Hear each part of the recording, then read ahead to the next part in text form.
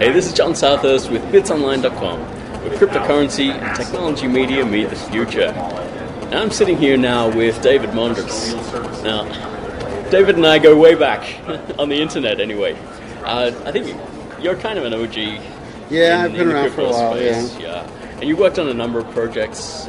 In fact, I believe you were one of the first people to get married on the blockchain, is that right? The first one, actually. The first one? Yeah. Okay, what did that involve? So it was a ceremony in 2014 at Coins in the Kingdom. Right. It was presided over by Jeffrey Tucker, who's wandering around here somewhere. And after the ceremony was over, we pushed a button on a BTM, and that committed our vows to the blockchain. Excellent. And the vows were, for better or worse, till death do us part, because the blockchain is forever. I see. And I'd just like to vouch for the fact that he is still married. He's to the same woman, specific. You have to be specific, to the same woman. See what blockchain can do? Right, and you've also been on the South Florida scene for a long time. Yeah. You've seen a lot of stuff come and go. Sure. And you're working on a project called Trive. Yes. At the moment. So, first of all, what led you to that? Well, it's interesting. So I was born in Kiev, in the USSR, before the wall fell. And I still remember it. And one of the things that you had to learn how to do in the USSR was to read between the lines. We had a news organ called Pravda, which in Russian stands for truth, and it was anything but. Right. And so you had to learn what was the reality based on what the party was saying. And so over the last few years, as I've been watching American news, and I've been seeing them do something similar, it made me, upset. And I looked for an answer to the problem. And so if you think about the process, what you really need is, you need transparency of research. You need immutability of the data. You need motivation and incentives for the people to do the work. And when you put all of those together, you get a cryptocurrency. And so we figured out a way to have an architecture that allows us to scale infinitely. We're only really limited by the speed and the scalability of the chain itself. And we can verify any piece of news, and when it's finished, hopefully to a very high degree of accuracy. Okay.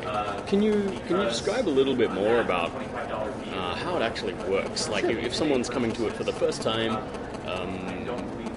what do they do? Do they open it up? Is there an app? Well, right. So it's a browser plugin, and we're working on a mobile app. Right. And the way this works is you browse on the web, and you see a story that you think is false. And so you click on the app, and you send that story in to be verified. And you attach some bounty to it in the form of Trive tokens, and it shows up as a job in our system. On the back end, what people do is they pick up those jobs, they do the work, and then they submit the work for verification. And verifiers verify their work.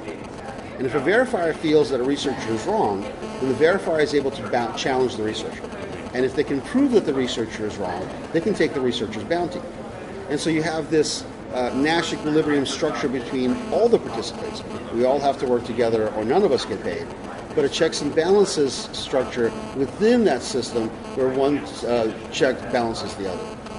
So I think it's kind of interesting and robust. We're still in the process of building out the platform. But hopefully it'll launch first half of this year, and then you'll be able to verify any piece of news on the net. I see. I guess the main question I want to ask is, like, when I look at the news, I get the feeling that truth it's kind of a subjective thing. Like, if I go to CNN or if I go to Breitbart, I might see two wildly different interpretations of what is true. Both those audiences would swear that their version is true. Right. So what we do is we limit ourselves to only the facts. Yeah. We don't deal with emotions. We don't deal with editorials. It's only the objective facts. And we should all be able to agree in the objective facts. Did this thing actually happen? Now, you might have different interpretations of what it means. Yeah. And that's fine. That's a debate we should have. What does it mean that Donald Trump said whatever? But did he actually say it? Well, was there a video camera in the room? Can you point to it? Yes, he said it. Okay, then it must be true. Right. This strikes me as being a kind of blockchain Snopes. That's a good way to put it. Although I don't like being compared to Snopes because my experience with them has been so negative. Right. They kind of develop their own biases after a while too. Well, so first, as we know, it's a very left-leaning, very biased organization that's not very professional. That's been the history. And the concern there is that they do skew the data set. So what we want to do is we want to make sure that there is no skew, and the best way to do that is just to put it out to the public, and then to make sure that the public isn't, playing games or trying to troll or any of those things. Right. And how would you avoid having the community co-opted by one side or the other?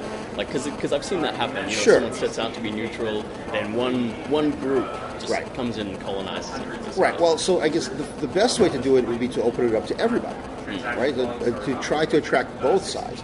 And so, the front of the shirt says Trive. The back of the shirt says, the truth is the truth no matter who speaks it. So it doesn't matter to me whether it's left or right. And so when we're courting our constituents, whether they're customers or media partners, we're talking to both sides. I want Fox in the room, but I also want CNN in the room. And I may not agree with what CNN says. I might like Fox, but in order to maintain no bias and objectivity, we have to have balanced sides. And so we hope to do that with the people that we use, that work on the system as well. That being said, if humanity believes that something is true, then if you can prove that it is, the fact that some part of that humanity might not like it and therefore would like for it to be false doesn't make it false. I see. And you have a kind of a reputation ranking system? Yes. So we're going to have a system, a process in the system where your reputation score goes up or down based on what you do. So if you're a verifier and you challenge a researcher but you fail, that should cost your reputation score. Right, I see. Okay, and where does the name Trive actually come from? So it's a combination of truth and hive. Truth and hive. Okay, right. I finally know. Yeah. And how much of that is operational now? What stage are you at? So we have a plugin. It's just the beginnings of a proof of concept. Is it like alpha stage or just proof? Yeah, I'd say it's alpha stage. Okay. It's a Chrome plugin available in the store. It says that it's alpha. It's got Trive written on it and stuff. You can use it now to mark things up, but that's about it. The first version that we're calling Trive Verify, we actually just started working on yesterday. And so we hope to have the prototype finished in the next couple of weeks and the back end done a few weeks after that. And that's the most basic version. And then the one after that is called Trive Bets. Trive Bets. Right. So you're arguing with somebody on Facebook. There's some guy on Facebook who is wrong and he's an idiot. I know, there's so many of them. It's unbelievable. And so the easiest way to challenge them now is to say, put your money where your mouth is. Okay, let's try. That's right. You believe that this thing is true. Let's try it. We'll attach a little bit of money, and then if I win, I get to, So it's an interesting way to be engaging and challenging and get people interested, but also solve some problems and there's lots of people that I would argue with. Hey, for me, it might be an income stream. I'm just going to argue with people all the time. I know. For me, it usually ends with an unfriending and something like that. Yeah, well, that means that they weren't pretty good friends anyway. This sounds so much more civil. Yeah, just put your money where your mouth is. Right. Okay, and how are you fundraising? So we had some private equity earlier last year. We went through a small token sale. We're kind of closed in our sales at the moment, but we expect that sometime early this year we'll go back out to the market, try to raise a little bit more, both with equity and tokens, and hopefully have a nice big token sale sometime third quarter this year. Excellent. All right. This is David Mondrus from Trive. Where should people go to find out more? Trive.news. Trive.news. Okay. Thanks a lot. This is Jon Southurst. See you next time.